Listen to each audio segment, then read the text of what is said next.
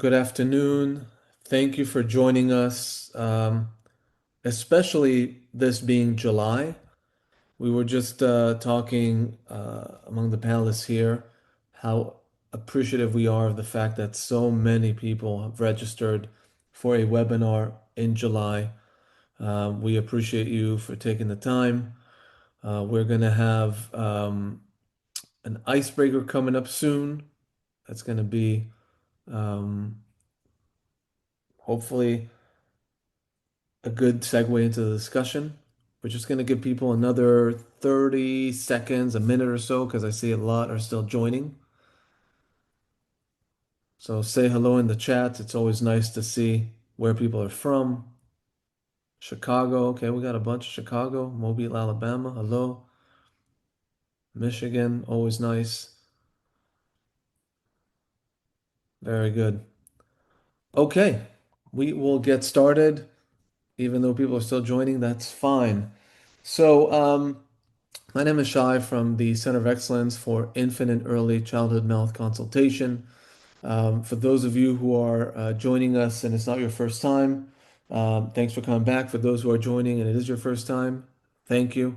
Every month since February, we've been doing webinars on challenging behaviors and the different aspects of those. So we've done a background session, we've done one on co-regulation, we've done one on consultation. This one is a little bit different. This one, we wanted to talk about how behavior shows up at the table. We want to talk about a topic that we typically don't cover within the regular scope of Thrive Center and the Center of Excellence. And to do that, we have brought on Easy Bites, the team at Easy Bites, and they'll talk to us about responsive feeding. They'll talk to us about attachment. They'll talk to us about the intersection of meal times and behaviors. So to get us started, maybe in the chat, along with telling us where you're from, help us understand what was the food that you hated as a child that you enjoy now. Give us some examples here in the chat. Broccoli is a good one. Ice cream, I don't believe it, but okay. And as you do that and reflect on that, let me introduce to you our special guest speakers. So Easy Bites was a fellow at the Thrive Center Innovation Hub. We've worked with them for a few months. Uh, we absolutely fell in love with the team and with their vision, and they are tackling a topic and a problem that we feel is greatly undercovered and under-discussed. And it's a problem that any one of you who works in early child education encounters every single day. So, Natalia, Amanda, take us away and help the team, help people here understand some of what you do and the strategies around it. Thank you so much. I will be happy to get started. My name is Natalia Stasenko. I'm a pediatric registered dietitian and founder of Easy Bites. My first job actually was a consulting dietitian at Head Start, and I was absolutely blown away from those first months of this job, by how dedicated and hardworking Head Start professionals are. I loved the family style meals and the way they were presented. And this is actually what I implemented in my family afterwards. It was massive inspiration for me. And I actually changed my career to start specializing in meal times with children and responsive feeding, because I also experienced difficulties at meal times as a mom. So I know all those challenges from both personal and professional perspective. And I'm bringing Amanda Sanchez with me, and I will let her introduce herself as well.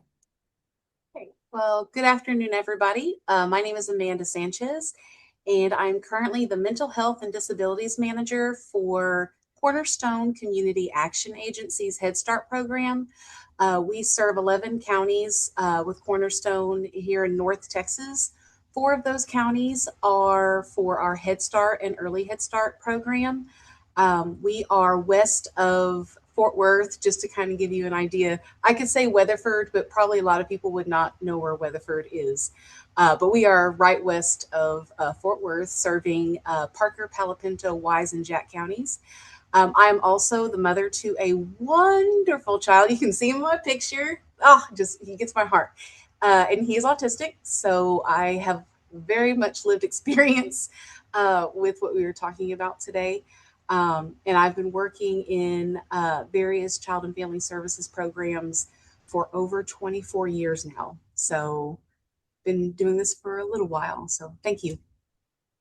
Thank you, Amanda. I'm so glad that you're joining us today. And I would like to get started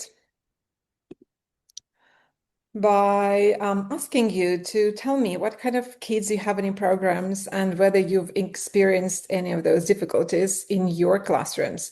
So please raise your hand, or if we can have a poll by Sammy, yes, we can have a poll. Please tell me if you've had any of those kids in your classroom, or probably you have them in your current classrooms and you're looking for strategies to support them. So it could be a child who gags or panics when seeing new foods, or a child who melts down at mealtimes. Or maybe you have a child who is only eating only 3, 5 foods and they've been doing that for months. Or maybe there's a family or parent worried about their child's eating in the classroom or at homes. So let us know if you have met those more complex children. And hopefully in this presentation today, we'll share some strategies that are actually super supportive and helpful, not only for kids who have complex medical histories or complex issues around mealtimes, but for all children in your classrooms. Okay, let me see. Okay, wow. So I will end the poll in a couple of minutes, but so far the winner is the family worried about the child's eating in class. Looks like this is the kind of issue that most of you have encountered so far. And yeah, it's still a winner. With the child who melts down at meal times, the closest contestant, which is actually great because this is exactly what we will be covering today in one of the sections of the webinar. Child eating 3, 5 foods for months is also one of the most common cases. Okay, I will end the poll now. I think it gives us enough of an overview of how prevalent those feeding issues are. And hopefully today we'll share strategies that will support you in your daily work. So yes, so can everybody see the results now? Great. Okay, I will stop sharing now and move on to the next part of our presentation. So yes, they're very common, but how exactly are common mealtime issues? And this is what we know from research and from day-to-day working with families. We know that up to 40% of children ages 0 to 5 are avoidant or complex or selective eaters. We also know that up to 76% of autistic children experience feeding challenges. Another factor that plays a role is food insecurity, because when food insecurity is what a family is experiencing, it creates this additional layer of complexity over everything else the family is going through with a selective eater. And up to 38% of Head Start families face food insecurities at home, and that's a massive factor. What we keep hearing from programs that we're engaging with is that behaviors are getting worse. They're not getting better since COVID. And mealtime behaviors are a big part of how complex this day-to-day management of kids' behaviors can become in early years settings. So let's dive into it. Let's see what is actually behind that. The biggest message of today's presentation, and I hope that if you take away something, please, just one thing, take away this. Behavior in itself, mealtime behavior in itself, is often not the key problem. It's often the way kids communicate about the underlying difficulties that they're experiencing. So I would invite you to interpret mealtime behaviors as a message, as little messages our kids keep sending us using the methods they have, which are probably not, 5 kind of lists on a piece of paper. They will show us what they're experiencing through their behavior. So when the behavior comes up, I invite you to look at whether their nervous system might be overwhelmed, or maybe their body doesn't feel safe in this particular setting, or maybe just too much for them overall. And kids don't have many words to explain when it feels like too much. And so that's why in the first part of this presentation, I wanted to talk to you about what's behind those mealtime behaviors. How can we decode what is happening and how we can support children who might have problems following the mealtime routines. So the visible behavior is something that we see at a mealtime. And I always like to talk about iceberg kind of metaphor in this case, because to me, it's like what we see at the table is like the tip of the iceberg. And what you usually experience is food refusal or maybe gagging in extreme cases, some meltdowns related to eating, very selective diet, 4 or 5 foods, or a child who just refuses to come to the table or sit at the table. But then again, it's just like the tip of the iceberg, something that we can see. What is underlying it is a very complex picture usually. And we identified, and research identified 6 root causes that may be affecting kids' behaviors. And they include autism and rigidity, behavioral rigidity, sensory processing issues, temperament and anxiety, oral motor and medical factors, relational factors, and adult feeding responses, adults' reactions to the child's behavior and eating patterns. So very often, the same child may be dealing with a few of those root causes. And here I just wanted to show you an example of a child that is taken from our demo on the platform, and that actually shows you how complex maybe this underlying picture of what affects a child's eating. So we have a 3.5-year-old here, and she has so much going on. We have anxiety and rigidity, sensory. She's a sensory kid, and she's neurodivergent, which also affects her eating. She also has high emotionality, which is a big part of her temperament that affects eating. She experiences a lot of mealtime distress. From the physiological side of things, she's experiencing constipation, which lowers her appetite. And then there's a history of pressure at home, which is an example of how mealtime adults' response to a child's behavior may be also affecting them, creating this vicious circle that we want to break. Okay, a couple of words about autistic eating. Those of you who have autistic kids in your program may be noticing that they're eating in a very particular way. And autistic kids have a different relationship with food. It doesn't mean that it's necessarily a wrong relationship with food or a broken relationship with food, but it's a different relationship with food for many different reasons that autism is a very complex way of existing, and so we will not go in a lot of details here.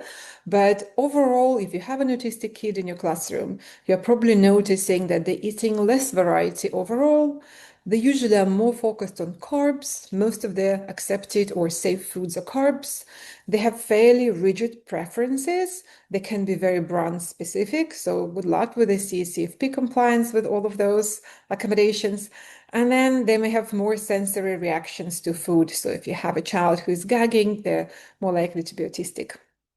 But the neuroaffirming principle that we are following in our work says that although the eating is so different, and although a narrow food range can be part of autism, so yes, most of them will be eating very few foods. We cannot expect them, we cannot push them to eat like neurotypical children. And even when we do it with good intentions, it's more likely to cause harm. And then on top of that, as I said, it's a very complex picture usually when we start looking at what affects a child's eating. On top of that, each child has a unique sensory profile. And I like looking at it as a spectrum. Kids usually go from hypersensitivity to sensory qualities of food. And when they're hypersensitive, even small sensations feel like a lot, really.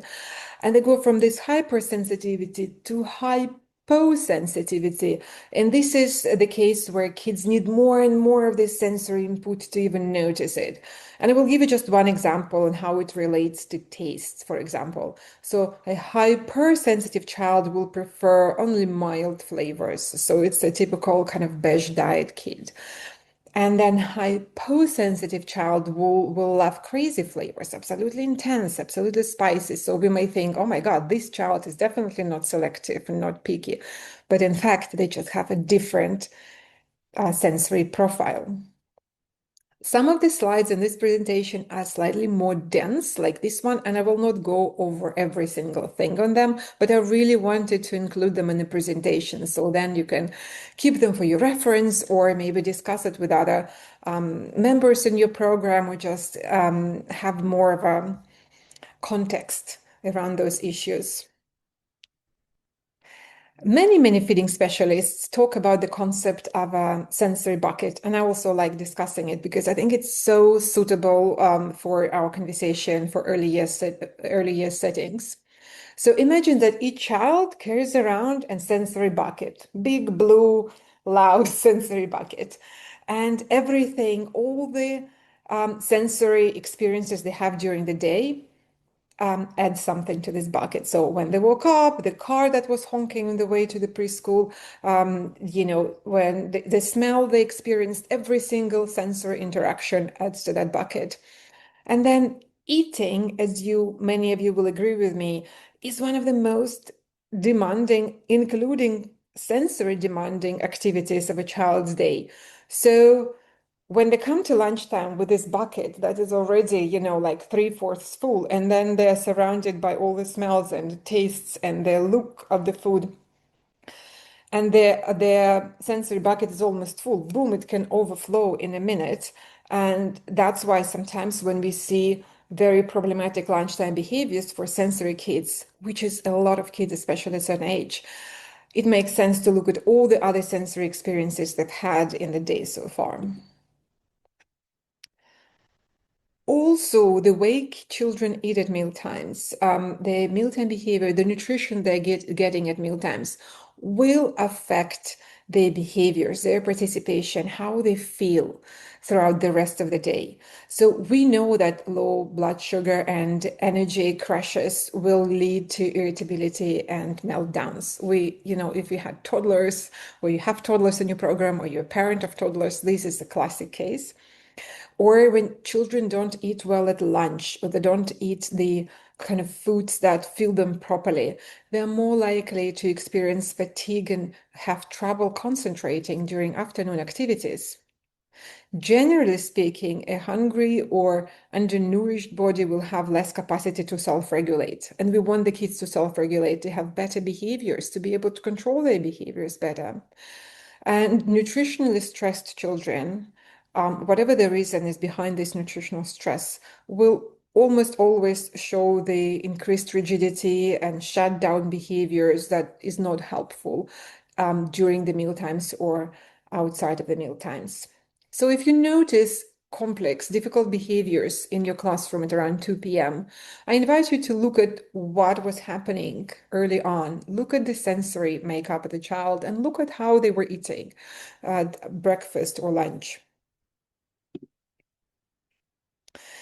Okay, now we are in the solution mode. Let's look at what will be helpful for all the children in your program, but especially kids who are struggling at mealtimes.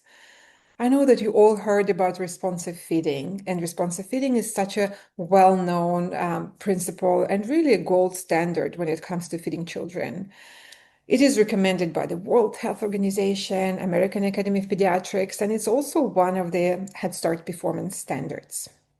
The formula we use to describe responsive feeding is called the division of responsibility. And this is where the parent decides what to serve at mealtimes, when to offer mealtimes, and where to organize those mealtimes. So they decide on the menu, on the routine, and on the mealtime setting, ideally at the table, while the child is allowed to decide on whether or how much they want to eat. So Sounds simple, but it's not as simple. And the reason behind it is these four pillars that you see on the bottom part of the slide. And I will start with trust, because trust is the most important component of responsive feeding. Kids learn to trust their bodies from us trusting them to trust their bodies. It's a mind twist. But ultimately, if we trust them to decide whether and how much to eat, they will learn to trust the hunger and fullness cues by their bodies, and they will learn to self-regulate better. That's why in responsive feeding, we don't want to use any pressure or any bribing at meal times. Praising children is often a question that comes up quite a lot. Can we praise them then for like tasting vegetable? Is that a good strategy? Well, it depends. It might work in a short term with typical kids, typically eating kids, typical eaters, but it's less likely to work with kids who have experienced a lot of mealtimes pressure, who have anxiety at mealtimes, who are sensory, so who have less acute sensory reactions to food, or autistic kids. But that's one of the principles. Trust, super important. Next, structure. I'm less worried about structure in Head Start settings because I know that you have routine and I've seen it in real life and it's really amazing. What routine does, it creates this sense of felt safety for children through consistency. So this, I don't need to cover in details because you're all experts in this. The third pillar is autonomy. Giving kids autonomy at mealtimes is helping them control whether and how much they eat. This leads to a lot less power struggles, more pleasant mealtimes for everybody. And the final fourth component never gets enough attention, and I think it deserves more. It's the warmth and connection that we as adults can bring to mealtimes. Yes, we eat together, but if most of the things we do, most of the conversations, topics we have at mealtimes are around eating and who eats what and kind of directing and controlling what kids eat, it might not be as helpful as using mealtimes as an opportunity to connect and build this warm relationship around food. So yes, there's many other things we can discuss during mealtimes outside of food, which would be a great practice. And the great thing is that you're already using all these pillars and you're using all these principles in other activities during your day in Head Start. So if you think about Mud Kitchen, where create a certain setting and let the kids just like do what they want. You trust them to explore all these items, and to your job is to provide the structure. So you kind of provide an opportunity for them to play and participate in this activity. But then you give them autonomy to decide how to mix things and how what exactly to do around and during that activity. And if you bring in something outside of giving them a lot of autonomy, you will bring the warmth and kind of your positive persona into that to encourage them. And it's great because the kids need to feel safe, and in order to develop this internal curiosity. So they don't need to be pushed when they feel safe. Curiosity in children drives learning. You know it much better than I do. And it actually covers both mealtimes and the mud kitchen and other activities. Responsive feeding is an inclusive practice. What I love the most about responsive feeding, as a mom of three kids who, had to feed them for many, many years, and also as a professional who's been working with families for a lot of years, is that it really helps everybody sit down and enjoy mealtimes. It helps every child feel included at mealtimes. And I know this is what we want at Head Start as well. We can make mealtimes more accessible for everybody by serving meals in a responsive way, and Amanda and I will share more practical strategies with you in a minute. From the research standpoint, responsive feeding improves dietary variety and self-regulation and reduces nutritional risk in children, which to me is absolutely massive, and I'm so glad that we have all this research to confirm that now. And we love talking to Head Start programs because the things that you share, the things you say are just absolutely brilliant. I just wanted to share a couple of quotes here. I don't think that early childhood educators, leaders have thought about mealtime behavior connection. And listen to that. When you can eat, you can almost trick your brain into saying, I'm actually safe. So we're going back to this concept of felt safety and how it can start at mealtimes and it can cover the child like this warm, cozy blanket for the rest of the day in your settings. So it's absolutely brilliant. And another quote we like is feeding time is a natural place to cross social emotional with nutrition, with prevention and promotion lens. Kids spend a lot of time at meals. We don't always capitalize on that. So just let's appreciate the potential, the connection and the warmth that we can build and the relationship that we can build at mealtimes can support everything else that we're doing outside of mealtimes. Mealtimes are about building relationships, about building connection and bringing more warmth into daily life. So that's the obvious benefits, but let's look also at how it can support everybody else around your program. So how can feeding support, responsive feeding, help children? Well, if you have feeding support embedded in your program, if you have adopted responsive feeding in a structured way, you can identify feeding concerns earlier in your children, and they can have more consistent responsive feeding practices both at home and in classroom. One of the programs we recently had a conversation with were struggling with this specifically, with building this cohesive kind of communication model so that the child hears the same things both at home and in the classroom when it comes to meal times. And when it comes to families, many families who need feeding support are struggling to get access to it. And so when this feeding support is embedded in your program, and those of you who already have registered dietitian and health managers, I know that you're doing so much of it already, but that's a unique opportunity for families to get this personalized and accessible support, which they otherwise wouldn't be able to, probably realistically speaking. And then that helps to bring the family on board and have this healthy, regular family engagement process. And for staff, well, this whole webinar series is about how much overwhelm Head Start staff is experiencing on a daily basis and how much we can do to support them to feel better, for the lack of other word, better supported, more in control around what is happening to help them feel less stressed. And when we have those defined processes and on-demand guidance when the mealtime challenges come into picture, then it's obviously reduces the stress level significantly. We want to have one system for everything, including triaging those kids who need support, training the staff who is dealing with those kids daily, and reporting within the program. And finally, CCFP. CCFP is a big component of taking very good care of those kids in your program settings, making sure that the substitutions are compliant, finding out the best ways to offer those substitutions so there's less paperwork and more automation behind it is also one of the benefits of really thinking through how feeding support is embedded within your program. Okay, this is a tricky question, I have to say. When I prepared those slides and then I was going through them, I was thinking, well, it's a tricky one.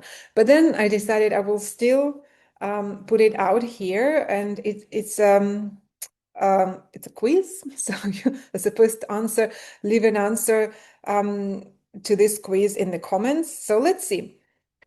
Which of these statements below is actually a form of pressure, even though it sounds encouraging? So I covered some of that in my talk just a few minutes ago, but then, oh my God, you're so brilliant. Everybody's brilliant. I need to screenshot all of that. So many of you are absolutely incredible. So yes, it's D, because praise can be very complicated kind of interaction for certain children. And it's not usually a very solid long-term strategy. So thank you all who participated. I'm absolutely blown away. Okay, so and now we are inviting Amanda Sanchez back to share a little bit about your program, Amanda. And again, thank you so much for joining us today. I'm so excited to have you on, honestly. Amanda and I met at the National Head Start Association conference in Minneapolis, and it was just, we couldn't stop chatting about kiddos and all the different kinds of supports that we can have in our program. And then we caught up again on Zoom. So I'm super excited to bring Amanda to share her experience. So I will start with our question, Amanda. So the first question is, what are the top 3 things that help you manage meal times with so many autistic kids in your program? I don't know if you've shared the numbers, but I think they are absolutely big. Yeah, so I do want to kind of share some of that back information. So we have early Head Start and Head Start, 150 early Head Start slots, 220 Head Start. And the last time that we did our program information report check, we check it every month. So the last time that we checked it, 18% of our early Head Start children had a active IFSP. 17% of our Head Start children had an active IEP, which combined total of our program enrollment was 21.35% of children who are receiving active IEPs or IFSPs. Of that number, 27.3% of the children have been diagnosed or receiving services for autism specifically. So with a program where we only have 370 total children, 27% of them are diagnosed with autism. So that's kind of the back, like I said, the numbers that we're dealing with. So some of the things that really help us manage meal times in our program is first of all, I want to say, I think sometimes as educators, we think a little too hard about what we do because, like you said, family style dining, for in my opinion, number one thing, because there's such a structure there. And for our kiddos who have diagnoses, that structure is so important. But within that, allowing them to have that autonomy. So, like, for example, if we have a student who has sensory concerns or, anything like that, if they're not ready to come to the table right at, mealtime, whatever it is, 11:30, okay, then that child can go and sit in the book center or wherever they want to go, as long as they're not just, hurting themselves or hurting other people, right? When they're ready to come to the table, then okay, they will come to the table. In my experience, it's usually not too far from mealtime because they get into that structure. Also, sometimes our children just want a job. And I know that's true for neurotypical children as well, but especially for our neurodivergent children, it helps them to feel like they're a part of mealtime. Like they have an active role. So, for example, they help set the table. They might put the napkins out. I know my son, he's 9 years old, and he was a Head Start child when he was 3. And that was something, and he is a very, very, very limited with his food choices. And I know one of the things that really helped was his teacher would allow him to put out the cups for milk. Did he drink milk? No. But did he like participating? Absolutely. He would at least let them put milk in front of him, which, for those of y'all who know, that can be a huge deal. Another thing is just following, and I kind of mentioned it, following that child's lead. Often, we talk to teaching staff, and sometimes in the classroom, we definitely want things a certain way. And sometimes we have to step back and say, is this a battle that I'm willing to fight right now? And if the battle is allowing that child to have a book at the lunch table while they're eating, because we know that's going to help them to be centered and grounded during mealtime. Let them have the book. If they're not hurting themselves and they're not hurting other people, let them. It's helping them to regulate themselves, which in turn is going to save the trauma from the rest of the children and yourself as a staff. And like you said, we don't want to re-traumatize these children around mealtimes, because it's a thing. And sometimes we don't even know that it's happening. Yeah, exactly. I love that. They helping kids regulate sometimes. And I wanted to talk about later in the presentation, especially like at the beginning of the year when kids are coming into the classrooms and they're used to eating with a tablet, for example, with an iPad, that they used to self-regulate because it takes away some of that sensory overwhelm ultimately. So what can we do within the program to help them regulate a little bit better? So I love your example of how we can be flexible and have this personalized approach for those kids. And really to work very closely with the parents as well. We invite our parents to come during meal times all the time. And not only does that help with volunteer and in-kind and things like that, but it's a way to empower parents. Because I know as a parent to an autistic child, when my child does something in class that he doesn't do at home, I want to know, what did you do? What did you do different? And I'm a visual learner. I want to be there watching you do it. So to invite these parents to come and watch how our staff individualize and allow that child to be who they are, to freely be who they are without any type of restrictions or masking. For a parent who has an autistic child or a neurodivergent child, that is so empowering, because we want to do the same things at home. So just allowing those parents to be a part of that routine, it's just very empowering. We try to involve the parents as much as possible. We invite them, talk to them right from the beginning. It's so powerful to have like consistent messaging, to have this cohesive approach to these kiddos is massive. I saw your example with the book was so brilliant. What other examples of personalized accommodations or approaches do you remember from your program?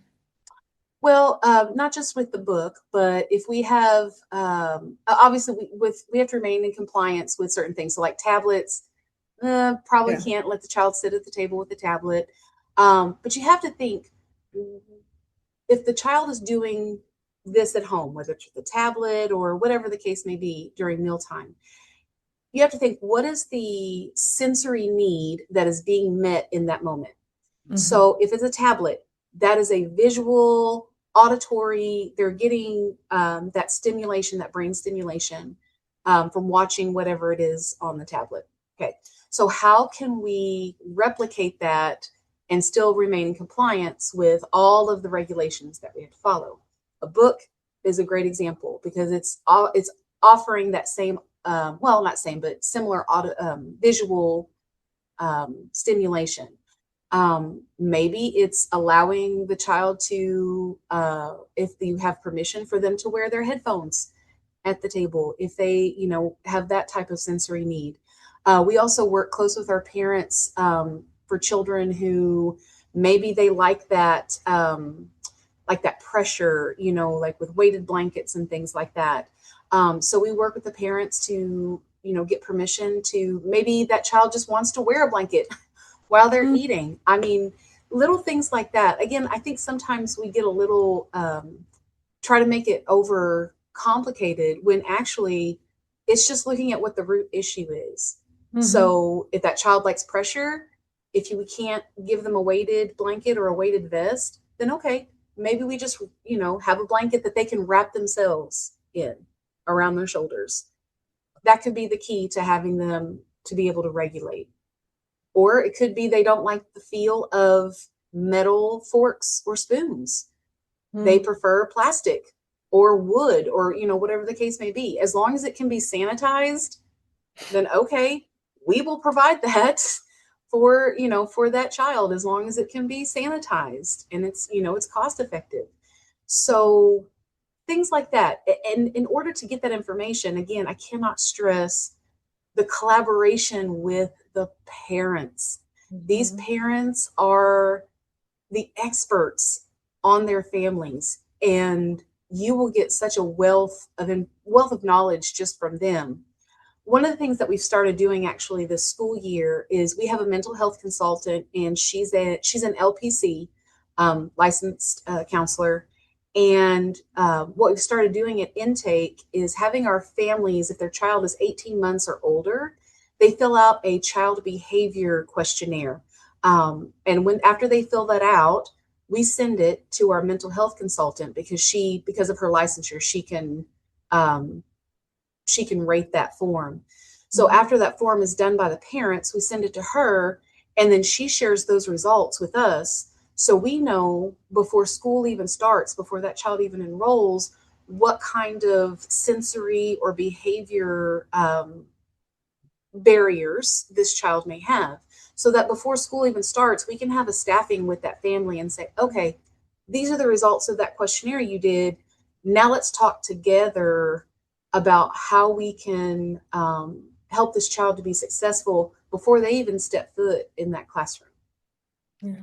Super robust, very robust system. I'm absolutely in love with so many things that you're doing. I was just thinking about another example, like for cooking activities, some children are happy to touch things with their hands, and other children are better at stirring or like it's shaking things in a box or a bowl because they don't want to touch. They have this as tactile Mm-hmm. hypersensitivity. So yeah, so many great things. I absolutely love that. And our last question, I wish we could talk for 20 more minutes, but the last question, if you could have a magic wand, what would help you the most in your day-to-day life, in work, in day-to-day work life, I should say, and maybe in your family life as well with your child, in the day-to-day meal times and everything else that, needs to be considered? I think for me, if I had a magic wand, the miracle question, right? Like, what would make it the best out of 10? I think it's important to remember that as adults, we have to make sure that we are regulated ourselves. So I think if I had a magic wand, it would be just to spread that regulation ability for everybody, because it is a learned behavior, to step back and take a breath and realize that that children's behavior at mealtime or whatever the case may be literally has nothing to do with how they feel about you personally. And it has everything to do with them, what's happening inside of them. So, in order to help regulate them, we have to make sure that we are not becoming dysregulated ourselves. And as a parent to a child, also a neurodivergent person who is the parent to an autistic child, that's something that I wish I had a magic wand. I have to remind myself all the time, because I'm still human, uh, to say, okay, Matthias is not doing this to make your life horrible. He's just trying to express himself. So let me take a breath and just relax so that I can help him be the best that he can be. So that would be my magic wand, is just so everybody can learn that, how to do that for themselves regularly. It's great. It's such a perfect thing because it actually connects to both the like overarching topic of this webinar series on mental health and mental health support, both for educators and children, and also it connects to this kind of complexity, all these underlying factors, the topic of this webinar. So the behavior is a communication, it precedes as communication, as a message our child is trying to send us, or the child in the classroom, versus something that they do purposefully. I think it totally kind of changes the whole view on the situation. So absolutely love it. Thank you so much, Amanda. That was absolutely brilliant. Thank you so much again for Absolutely, joining us anytime. here. Thank you. Okay, so I will go very quickly over just a few personalized strategies because I think Amanda covered so many super great examples of how you can support those children in your program. So I only have a very small part to do. And most of it is actually in the handouts. So I will go very quickly over those slides. Here we can see just examples of how changing the language around mealtimes, changing the language around food can be um, to me, it seems like a quick fix with massive benefits. because our language can sometimes be agenda-driven and very loaded with everything that we bring to the table as caregivers. And what Amanda rightfully highlighted is super important to stay regulated and to stay positive and emotionally safe for children at mealtimes. So I invite you to look at those instead of and try this set of phrases and try to utilize them in your program. They seem to be subtle. There seems to be a subtle difference between them, but it's very powerful. So instead of saying, good job eating your broccoli, which we know, which we covered now, that praise might not be always a good thing, we can say something, I like eating together with you. And this is the opportunity to connect, to build this relationship, and to use this mealtime as a way to make it a highlight of a day for the child and adult. The family style meals we also covered, and Amanda mentioned them in her strategies. So deconstructing meals, serving meals separately can be such a powerful way of helping all kids find something to eat and feel included. When we serve meals family style and we add some kind of interactive components like condiments, dips, or maybe sprinkles. They don't need to be actual sprinkles. You can do Parmesan cheese or some grated cheese, or maybe nutritional yeast, or any of those little things that can just make mealtimes more fun and kids participate happier.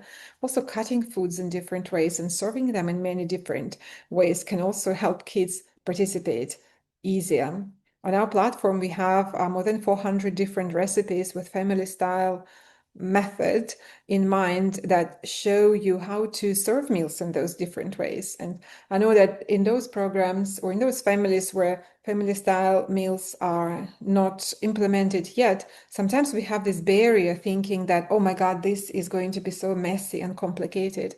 But in fact, as those of you who are already doing it in your programs can confirm, it's actually often easier to just like put everything in the middle of the table, help kids build those skills, and then the rest of the year becomes a lot more streamlined. When we need to offer children, very limited children, substitutions for the foods that they're not eating, I invite you to look at the child's sensory profile. And this is an example of how that can be taken into consideration. So if the child has a particular sensory profile and we need to find a substitute for eggs, for example, because they eat very few protein foods and we need to have something in the backup, so we can look at the sensory profile and find something that works better for them. I will not read through all of that, but I invite you to look at all the reasoning, at the strategy behind it. And finally, CCFP, which is often it's a very serious and complex process for many of you. And if you need to bring substitutes for children who eat very few foods, the common problem we keep hearing is that the substitute often disrupts the group dynamics because it competes directly with the rest of the food. So if the class gets lasagna, bread, and salad for lunch, and then the child who doesn't eat a lot of variety gets chicken nuggets, it obviously disrupts the dynamics for many programs. So what the 3 steps that we invite you to consider here is first to start tracking the child's personalized personal list of accepted foods. So you can just do it on a piece of paper. We can do it in our platform, so it's more automated. Parents can edit this list, program can edit the list. And then let's look at how we can use this knowledge to customize those meals for the child. If you have on-site kitchen where meals are prepared for you, deconstructing meals and maybe serving lasagna as plain noodles, meat sauce, and cheese could be a strategy. So then kids who eat plain noodles but don't eat lasagna can eat that, and then maybe pick and choose on other things that you have on the table. Or if you use an off-site kitchen, you can think through substitutes using the updated accepted food list so that they don't compete too much with the rest of the meal. And finally, as Amanda already mentioned, transitioning to family style meals to responsive feeding at the beginning of the year can be quite a challenge. So here are some of the strategies, like including that accepted food list, making sure that we know what foods the child eats, explaining how meals go in advance. And this is where the family can come on board as well. You can practice motor skills by using the play kitchen and the play food to model what family style eating looks like in advance, and also helping children practice social skills like passing the bowls around, saying no thank you, yes please, all these very cool skills to have already in place. Autistic children may need social stories before transitioning to mealtimes successfully. Some children may not be ready to transition to family style meals right away. So, if you have an autistic child with contamination fears, probably there's going to be a longer transition process for them. And we already discussed the strategies for children who are used to eating with screens, for example. What are other methods you can think of to help them self-regulate at meal times? And of course, inviting families to see what family meals look like, sharing resources with them, sharing recipes, talking to them about the unique children with unique profiles is always number one stratagem. And I think this is all I had to share with you in terms of the informational part of the presentation. Natalia, thank you so much for all of that rich information. I just want to make a quick plug here too, that for those of you who are having lots of questions, wonderings, you're starting to think about responsive feeding, you're thinking about feeding autistic populations of children, how are you also including infant and early childhood mental health consultation into that? So, Natalia, you so beautifully summarized how trust, relationship building, noticing, responding, thinking about those patterns are so critical of the adult and to support their regulation. And so, we have a little handout here for you all that you'll be receiving in thinking about how you can bring your infant and early childhood mental health consultant to the table, to mealtimes, and think about how to use them as a support in many of the strategies that Natalia and Amanda have so beautifully shared, thinking about how we gather some of this information and what we can do with it. So we wanted to make sure to say you have some supports as well as these amazing resources and the knowledge that Natalia and Amanda were able to share with us today. Thank you, Julia.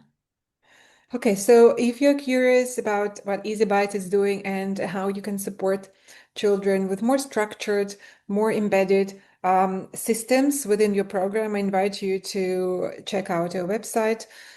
On our dashboard built during our fellowship at Georgetown University with so much support from so many wonderful people within the fellowship, we were able to build and test certain features within the platform that we are now piloting in Head Start settings this year. So we welcome you to check their website out and see if that's something that your program might benefit from. So, for example, we have feeding assessments where parents can be invited by your staff to complete the assessment, and you know what is happening with this child, and you can understand the complex picture that affects their eating.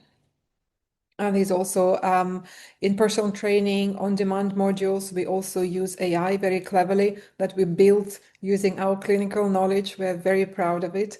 We are tackling the CSFP complexity within everything else that we are doing because we know how much work it can be for programs. And we have a lot of resources for parents. We also have a companion app that parents can use at home while you are doing your work in a program. We are really focused on building this continuity, building true village around children so that they can get support both at home and in a classroom. So that's something that we made sure to include as well. Excellent. So the chat has been exploding with compliments, Natalia and Amanda. Thank you. Donna Emmons from Illinois, hi Donna, said this is one of the best in the series, and I concur. So really good stuff. And for those who really are curious about some of the work that Easy Bytes does, I invite you all go to their website, scan this QR code here, They are running pilots right now with several Head Start grantees, and there's space for way, way more. We would be thrilled if as many of you as possible would go and try and work with them. Um, yes, Mindy, there will be a certificate of attendance. So here's what happens next. Tomorrow, we will be sending certificate of attendance to anyone that attended at least 45 minutes.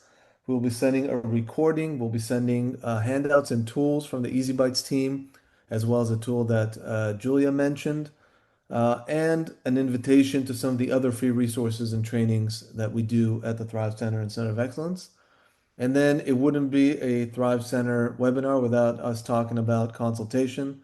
So again, if you are in Head Start, if you're in early education, if you're in any setting, there is no reason to not have an infant, early child mental health consultant.